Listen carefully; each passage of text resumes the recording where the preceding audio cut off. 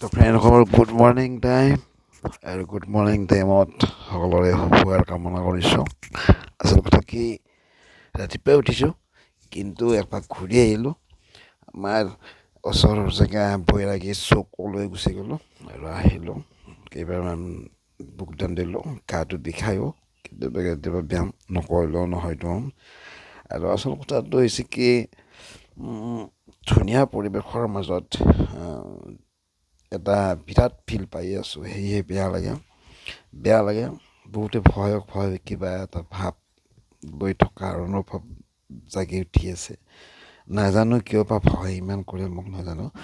আৰু ভয়টো আচলতে কাকো কৰিব নালাগে। ভয়টো কেনেকুৱা ভয় আপোনালোকে বজাৰত লক্ষ্য কৰিলেও গম পাব পাৰে।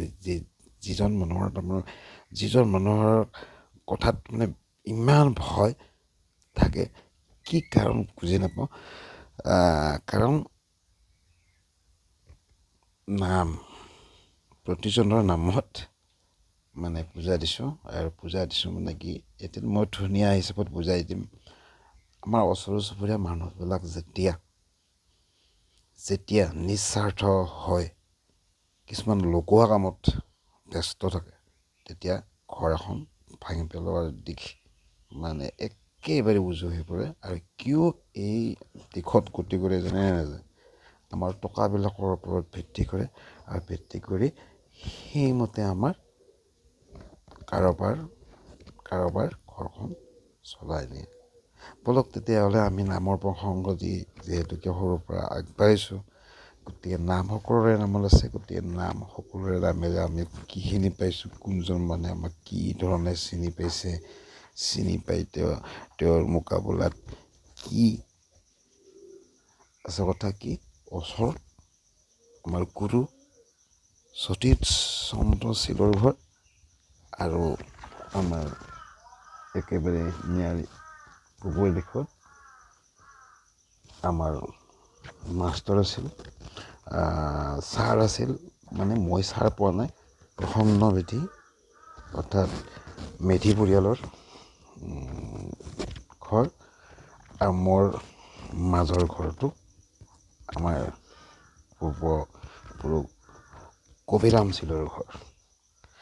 বলক তেতিয়াহ'লে তাৰমানে কি, আপোনাৰ গছ, সেইডাল গছ আৰু এইডাল গছৰ এই তিনিডাল গছ, ধুনীয়া গছ। আৰু এই গছডাল ওপৰলৈ যোৱাৰ দিশত মানে কি, কিছুমানে লাও কোমোৰা হৈ মোৰ পিনেও বগাব খোজে, এইফালেও বগাব খোজে।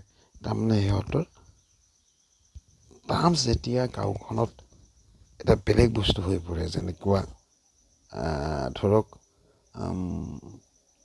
বিৰাট এটা ফিল্ড এটা, কিন্তু সিহঁতৰ পৰিয়ালৰ পিনে কেনেকুৱা দিশেৰে আগবাঢ়িছে সেইটোৰ প্ৰতি লক্ষ্য কৰিব নোৱাৰে, কাৰণ টকাটোৰ প্ৰতি লোভ থাকে।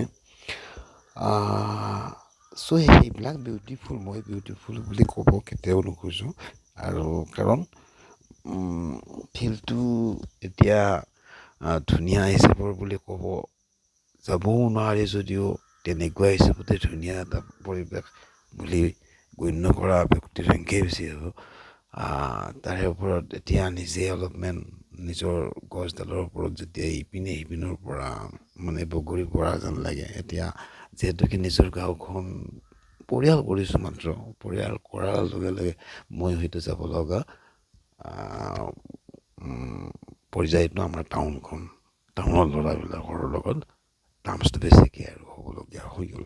নহ'লে ইয়াতে টাৰ্মছটো বেছিকৈ থাকিলে হয়, খেতি বাতিত লাগিব পাৰিলে হয়। কিন্তু আণ্ডাৰষ্টেণ্ডিং এটা, মিনিং এটা ইয়াত সোমাই দিয়াৰ যত্নৰে আগবাঢ়িলে।